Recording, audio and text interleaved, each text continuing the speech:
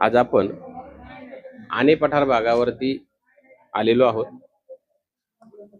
आने पठार भागाचे दोन उमेदवार राजुरी आणि आनेगाणासाठी उभे आहेत। त्यामध्ये शांताराम बापू दाते आणि प्रदीप आहेर हे दोन उमेदवार आहेत। आने गावामध्ये बऱ्याच कालखंडानंतर उमेदवारी मिळालेली आहे।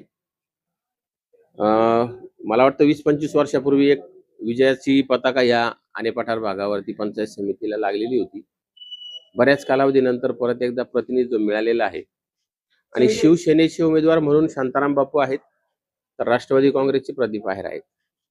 आता शांताराम बापूंच्या प्रचाराची जी धुरा आहे ती संपूर्ण धुरा डॉक्टर दीपक आहेर सांभाळत आहे। कशी निवडणुकीची यंत्रणा राबवत आहेत, काय विजयाचा दावा कसा आहे, आपल्याला त्यांच्याशी बोलायचं। डॉक्टर साहेब नमस्कार। नमस्कार गणेश सर। काय कसा प्रचार चालू आहे?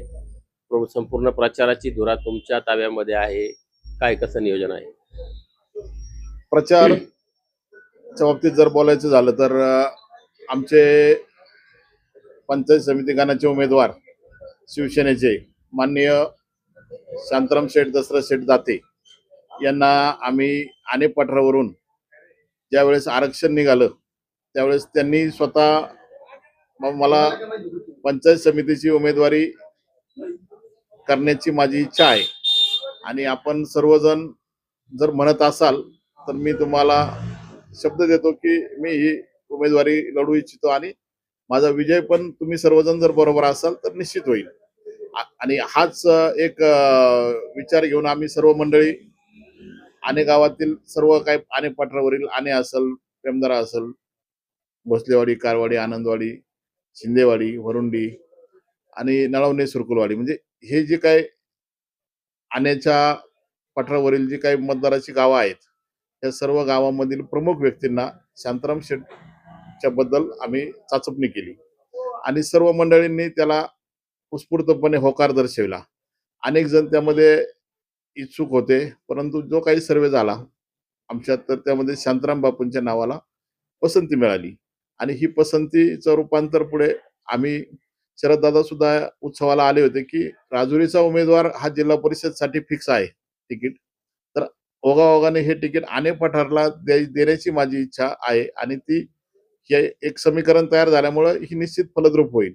आणि त्यांनी आनेच्या उत्सवात ज्यावेळेस गाड्याच्या घाटावरच त्यांनी आम्हाला शब्द दिला आणि त्यानुसार आम्ही शांताराम बापूंच्या उमेदवारीला सर्व मंडळींनी दुजोरा दिला। कुणी म्हणजे इच्छुक होते, परंतु ज्या दिवशी आरक्षण निघालं चाचपणी झाली त्यानंतर एक दोघ जण इच्छुक होते, परंतु स्पर्धक सुद्धा आमच्यात उरला नाही आणि अशा पद्धतीने आम्ही त्यांची उमेदवारीवर शिक्कामोर्तब केलं। एक औपचारिकता म्हणून दादांनी आम्हाला बंगल्यावर बोलवलं होतं। आम्ही सर्वजण रायगडला गेलो, त्या ठिकाणी एक दोघ तिघ जण इच्छुक होते। दादा म्हटले की मी माझ्या पद्धतीने उमेदवार देतो, मी संपूर्ण पठार भागावरील माझे संपूर्ण स्वतःचे जे काही कॉन्टॅक्ट्स आहेत, मला काही तुम्ही बाकी सांगू नका, मी तुम्हाला एक कोणावर अन्याय होणार नाही, मी एक योग्य उमेदवार देईल आणि त्यांचा दुसऱ्या दिवशी आम्हाला शांताराम बापू संदर्भात तुम्ही सर्व मंडळी जबाबदारीने वागा की पठार भागाच्या अस्मितेचा प्रश्न आहे, तुम्हाला ही संधी बऱ्याच दिवसानंतर आलेली आहे आणि ती निश्चित फलद्रूप होईल, त्यासाठी तुम्ही प्रयत्न करा। आम्ही सर्व मंडळी कामाला लागलो आणि इथं सर्व आमचं शांताराम बापूंच्या बाबतीत जर बोलायचं झालं तर 1989-90ला जी निवडणूक झाली लोकसभेची त्यावेळेस रामकृष्ण मोरे साहेब आम्ही 5वी-6वीला होतो, त्यांच्या विरुद्ध किसनराव बानखले उभे होते। जसं आमच्या पठार भागावर शांताराम बापूंची इमेज म्हणजे एक पठार भागावरील एक किसनराव बानखले, कोणाच्या सुखदुःखात एक अजातशत्रू व्यक्तिमत्व आणि त्यांच्या सर्व नावाला पसंती मिळाली आणि ही पसंती निश्चितच विजयामध्ये परावर्तित होईल, त्याच्याबद्दल कुठलीही शंका नाही। बऱ्याच कालखंडानंतर हिराबाई आहेर यांच्यानंतर प्रतिनिधित्व मिळालेलं नाहीये, आता निश्चित पठारला दोन्हीपैकी एक तर विजय आहे असं वाटतंय? नाही, निश्चित दोन्हीपैकी एक विजय आहे असं नाही, तर निश्चितच शांताराम बापू विजय आहेत हे यशाची 100% खात्री आहे। कारण हा जो विषय आहे हा गाव पातळीवर आने पठारावर आम्ही हा विषय आमची जी काही इच्छा आहे म्हणजे उमेदवाराची ही इच्छा यांच्याबद्दल आम्ही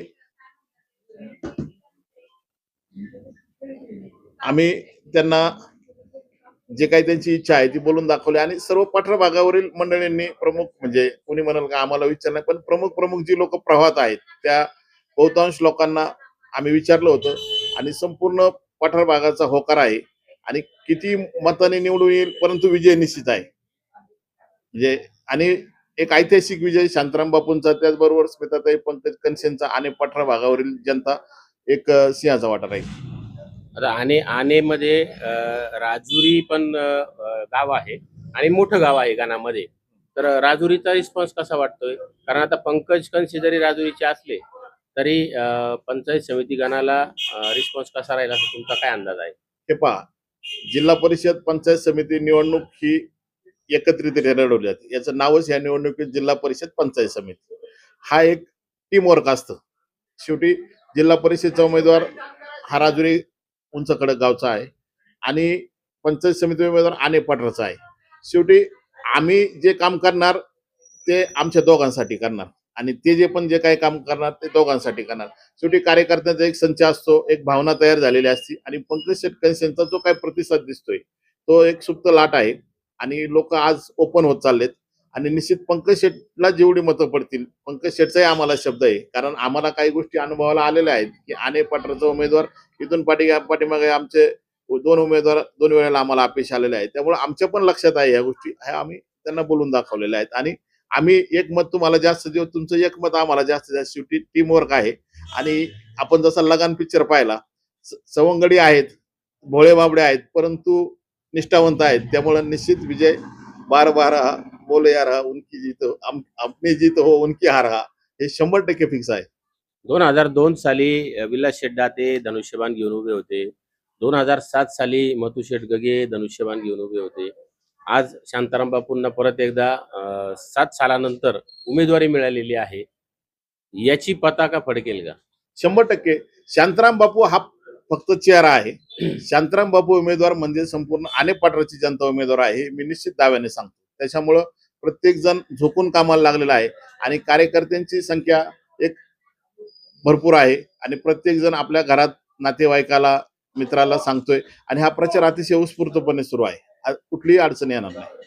पंकज शेठला पंकज शेठला पण नाही. पंकज शेठ आणि शांताराम बापू हा विषय वेगळा नाहीच आहे. काम करायचं ते दोघांसाठी करायचं. सरळ सरळ सरळ सरळ मागतो. एक मत हा विषयच नाही, अजेंडा येणारच नाही कुठं. आणि तुम्ही त्याची चाचपणी करून पहा, खात्रीशीर सांगतो मी. कितीची आघाडी होईल? आघाडी ऐतिहासिक आघाडी होईल. मी प्रचार प्रमुख आहे, मी सगळे पत्ते काय ओपन करणार नाही, पण ऐतिहासिक आघाडी होईल. रेकॉर्ड ब्रेक नाही झालं तर निश्चित रेकॉर्ड ब्रेक होणार. हे होते डॉक्टर दीपक आहेर, ज्यांच्याकडं या शांताराम बापूंच्या प्रचाराची धुरा आहे आणि रथाचं सारथ्य ते करतायत. विजयाचा दावा करत आहे. 7 तारखेला मतदान आहे, 9 तारखेला निकाल आहे. रूपांतर कशात होतंय? रंगनाथ स्वामीच्या प्रांगणामध्ये गुलाल नक्की उधळला जाणार आहे, पण तो कुणाच्या नावाचा उधळला जाईल हे 9 तारखेला कळेल. गणेश चोरे, शिवनेरी संवाद, आने.